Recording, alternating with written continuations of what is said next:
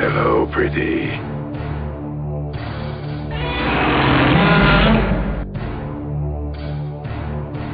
Names is for tombstones, baby. That is not my dog.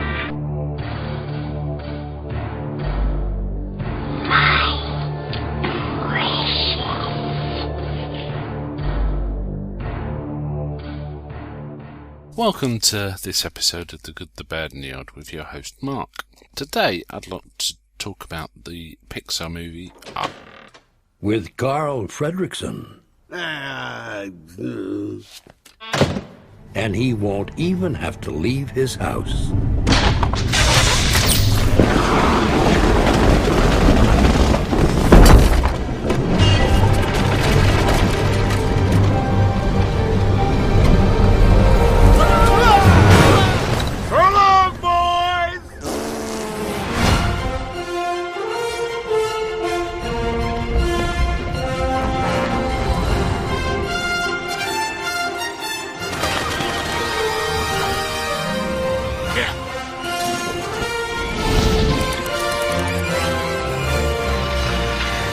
This summer, journey to a lost world.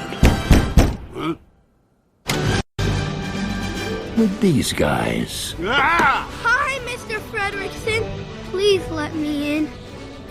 No.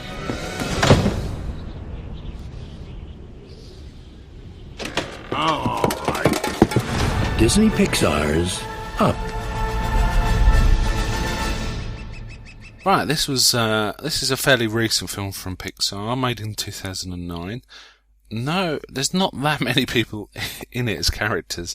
The most famous ones are voiced by Ed Asner, who's the protagonist, called Carl, and there's also Christopher Plummer, who starred as the antagonist, Charles Muntz. This is a very, very sweet film. It's another winner from Pixar. Pixar are one of the great studios working today. I think they always deliver something worth seeing. I think maybe Studio Ghibli might be the only other one, actually.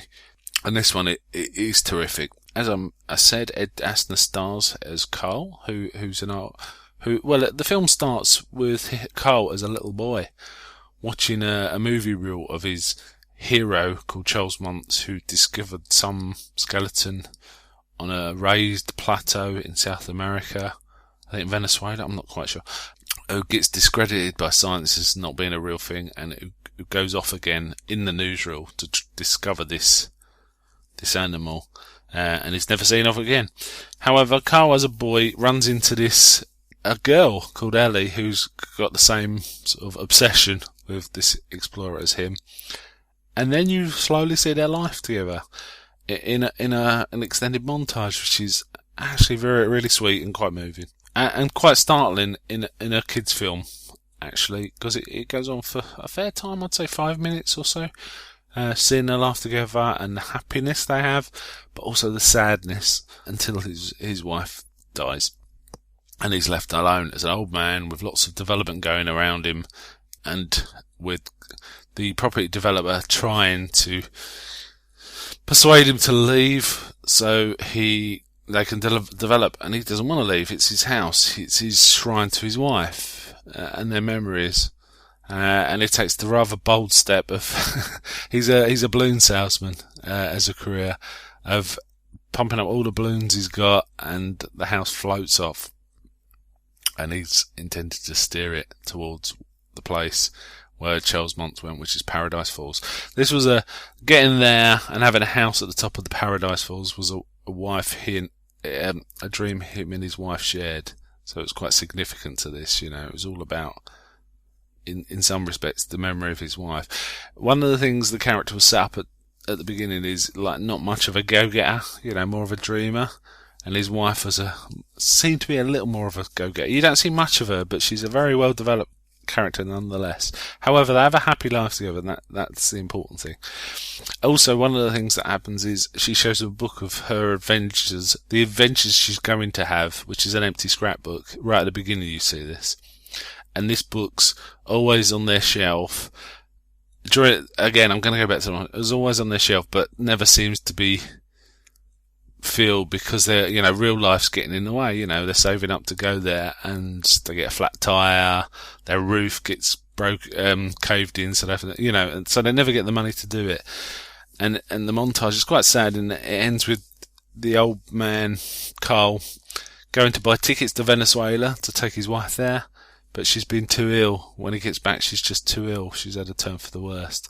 So they never get there together, which is kind of tragic. Anyway, in their adventures, there's like an adventure scout who keeps pestering him that somehow was hiding on his porch when the house took off. So he's lumbered with this boy who's just wants to help him, but the old man's, a crabby old man. He doesn't like the fact the boy's with him, but, they grow to help each other. And they finally actually get there. They get to, or somewhere near there, and they encounter this strange bird, which the boy, who's called Roland, calls Kevin the bird. And they also encounter talking dogs. Dogs who've had collars built that allow them to talk. And so they develop a relationship with a dog that they encounter called Doug, who's and it's really well done. There's a pack of dogs kept by Charles Muntz, you found out in the end. Though it's kind of obvious that's how it's going, because in the newsreel you see that his only companion is when he travels with dogs. Doug is really well done. And then it's their adventures about getting very near there. The house is still floating, but they haven't got it to the location that Carl wants it to go. And he says, actually, we got 3 days to do this before the helium escapes from all the balloons. So they're like walking around in the jungle, pulling a large house behind them, like floating in the air. It's really, really cool, actually.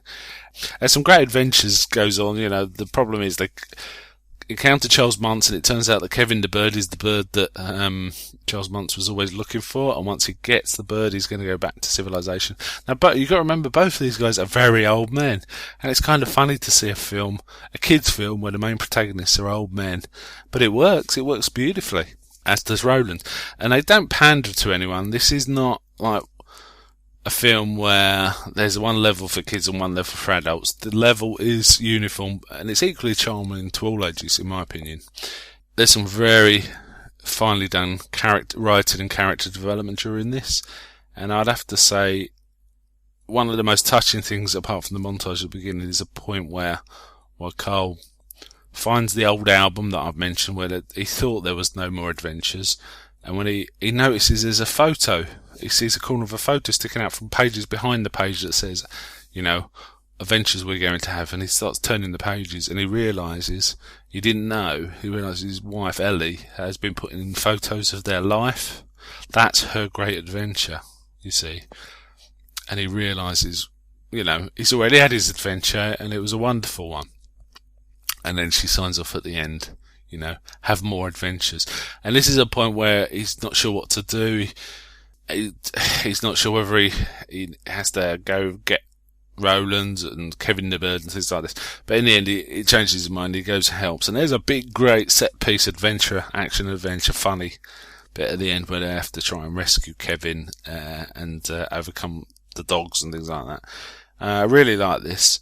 I tried to figure out what else it might be going a good double bill with, and all I can think of is possibly it's either another Pixar, and I'm not sure which one, Finding Nemo, because they're both like quests, but I thought maybe a Miyazaki might be quite cool, because it's kind of a different style, but it would appeal much in the same way. I think maybe Ponyo, I'm not entirely sure, and I thought that this was a really good one for Pixar. It's not my favourite Pixar. I kind of like the 3 Toy Stories, which to my mind are like one long film. The quality and consistency of tone and animation is brilliantly spanned across those 3 films.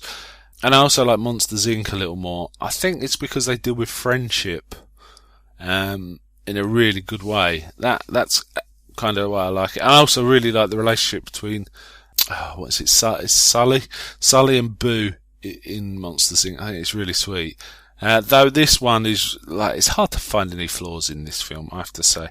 I'd rate this at 87 out of 100. It's a pretty high rate. Try and get it in Blu-ray watch it in Blu-ray if you can, because the colours are just brilliant and the animation's just brilliant. IMDb rate it a little lower, 8.3 out of 10. So I rate it a little higher than that, but it's in the same ballpark. I definitely recommend this as a family film, and you don't have to watch it if if you're not got a family. It's worth watching anyway. It's really a terrific film. Okay then, bye.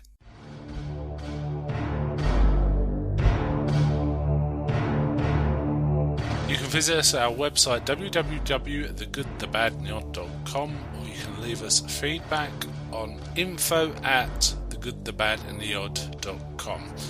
Any feedback you leave will be greatly appreciated, and we should be sure to mention you. We'd also very much like any iTunes reviews.